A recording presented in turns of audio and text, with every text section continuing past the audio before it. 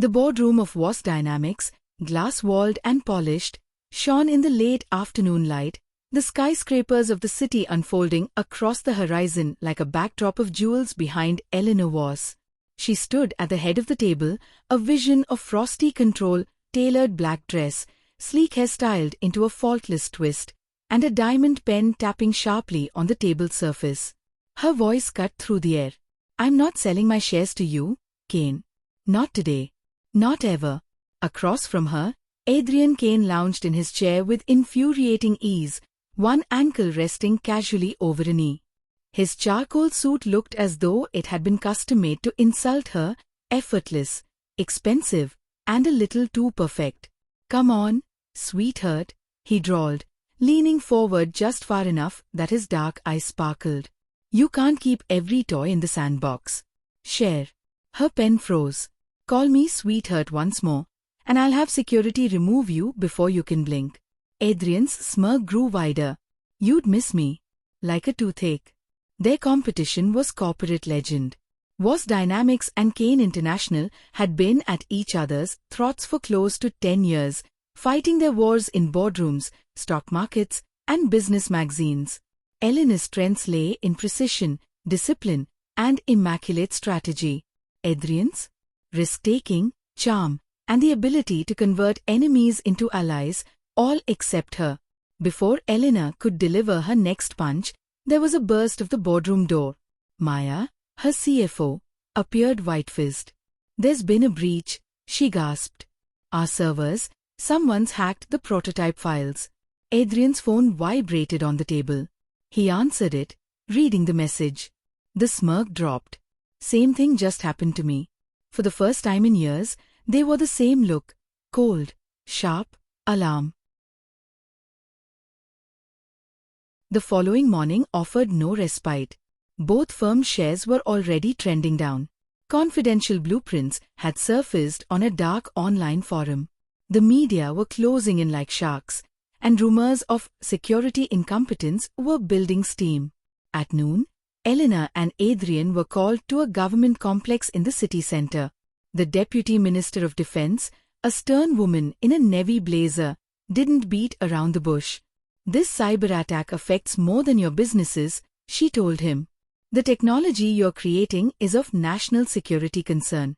You will combine your resources, share intelligence, and collaborate to get the project done on time. If you fail, you lose your defense contracts." Elena bristled. "With him?" Adrian reclined in his chair, every inch the devilish charmer. "I'm in." "This is not up for discussion," went on the minister. "Think of it. A merger by force, if only for the length of this crisis. Your combined team begins tomorrow." Stepping out of the building, Elena gave him a sidelong look. "If you undermine me, Voss," Adrian cut in with a careless smile, "if I were going to sabotage you, I'd simply acquire you and redecorate your office. Something in gold. Perhaps in hot pink." She rolled her eyes. "Over my dead body." "Noted. But I far prefer you alive. You're so much more entertaining." Their new Joint Command Center was a trendy downtown office meant to be neutral-looking, glass dividers, steel tables, floor-to-ceiling windows. Neutral didn't last long. Adrian demanded that he have jazz playing softly in the background. "It increases productivity." Elena turned it off. "It's distracting."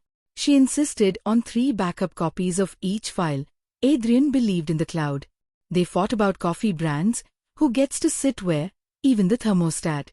And yet, under the quibbling, there was something else buzzing. When Elena's pen fell off the desk, Adrian retrieved it without lifting his eyes from his laptop. When Adrian's scuffling came loose during a client pitch, Elena snapped it back into place with a paperclip, grumbling about his inability to dress himself. Their eyes met in passing moments when they were let down. Neither of them noticed. It was close to midnight when Elena was left alone in the office reading encrypted server logs. The breach had been tidy, too tidy, as if someone had known precisely where to search. Footsteps came. Adrian stood in the doorway, jacket draped over one shoulder, tie undone, the ghost of stubble along his jaw. Burning the midnight oil, Voss? Working, she said. Something you should try.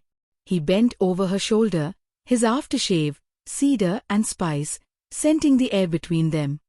His eyes were on the code streaming down her screen. I've seen that pattern before. Her head whipped around. Where? His smirk faltered. 3 years ago. A leak that nearly ruined my company. I thought it was finished.